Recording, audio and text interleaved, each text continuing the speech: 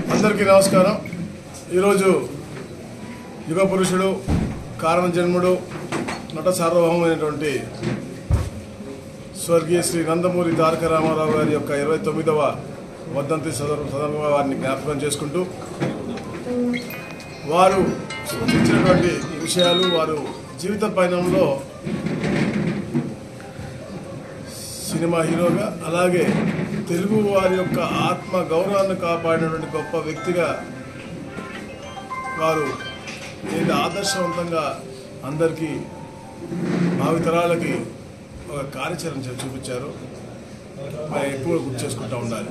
ఎందుకంటే ప్రతి ఒక్క పేదవాడికి కూడా తినడానికి తిండి, కట్టుకోవడానికి బట్ట, ఉండడానికి ఇల్లు ఉండాలనే లక్ష్యంతో కూడు గుడ్డు గుడ్డ ఇల్లు అని చెప్పేసి ఒక నినాదంతో సమాజమే దేవత, దేవాలయం, పేద ప్రజలే నా దేవుళ్ళు అని చెప్పేసి ఒక సిద్ధాంతంతో తెలుగుదేశం పార్టీ ఏర్పాటు చేసి అతి తక్కువ సమయంలో, అంటే పార్టీ పెట్టిన 9 నెలల్లోనే రాజ్యాధికారం తీసుకొచ్చారు. అలాగే ముఖ్యంగా బడుగు బలహీన వర్గాలందరికీ కూడా ఏదైతే ఎప్పుడు కూడా రాజ్యాధికారం నుంచి దూరంగా ఉన్నారో అందరికీ కూడా దాంట్లో భాగస్వాములు చేసుకుంటూ వారిని కూడా ఉన్నత శిఖరాలు తీసుకొచ్చిన గొప్ప వ్యక్తి స్వర్గీయ శ్రీ నందమూరి తారక రామారావు గారు.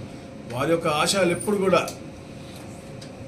ముందుకు తీసుకెళ్ళాలి, రాష్ట్రాన్ని ఒక అగ్రస్థానంగా తీసుకెళ్ళాలని చెప్పేసి కూడా తెలుగుదేశం పార్టీ కార్యకర్తలందరూ కూడా ఎప్పుడు కృషి చేస్తూ వచ్చారు. వాళ్ళందరికీ కూడా నాయకుడిగా ఉంటూ ఎన్టీ రామారావు గారి యొక్క ఆలోచనని కూడా క్షేత్రస్థాయిలో అమలు చేయడానికి ఎప్పుడు కూడా చంద్రబాబు నాయుడు గారు కానీ, లోకేష్ గారు కానీ ఎప్పుడు ప్రయత్నం చేస్తున్నారు. దాంట్లో భాగంగానే ఈరోజు ఈ సంస్కరణలు కానీ, ఎందుకంటే గత 5 సంవత్సరాల పరిపాలనలో ఈ రాష్ట్రం ఎంత వెనక్కి వెళ్ళిపోయినప్పటికీ కూడా పునర్నిర్మించుకున్న విషయంలో అద్భుతంగా చంద్రబాబు నాయుడు గారు అలాగే లోకేష్ గారు మన రామారావు గారి యొక్క స్ఫూర్తిని పెట్టుకుని ముందుకు వెళ్తూ ఉన్నారు.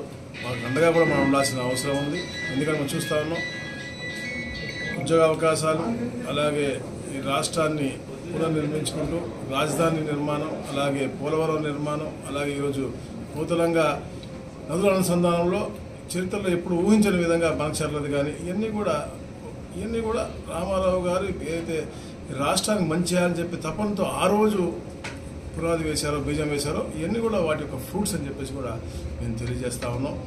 అలాగే ముఖ్యంగా ఇది స్వర్ణాంధ్ర 2047 అని చెప్పేసి ఒక లక్ష్యంతో మనం పనిచేస్తాము. దాంతో పాటే స్వచ్ఛ ఆంధ్ర అని కూడా ప్రతి ఒక్క నెల 3వ శనివారం ఆ కార్యక్రమం చేపట్టి, ఎందుకంటే మనం మన పరిసర ప్రాంతాల్లో మన ఆరోగ్యం, మన బాడీ, అలాగే మన వర్క్ ప్లేస్తో సహా అన్నీ కూడా స్వచ్ఛంగా పెట్టుకుంటేనే మన ఆరోగ్యవంతంగా ఉంటుంది. స్వచ్ఛ భారత్, స్వచ్ఛ ఆంధ్రప్రదేశ్గా కూడా మనం చేయగలుగుతామని చెప్పేసి భావి తరాలకు అది మంచిది. ఎందుకంటే ఉన్నటువంటి చెత్త సేకరణ కానీ, అలాగే పూర్తిగా టాయిలెట్స్ 100% టాయిలెట్స్ ఉండాలని లక్ష్యంతో గతంలో 14-19 కూడా పూర్తిగా తెలుగుదేశం ప్రభుత్వం పనిచేసింది.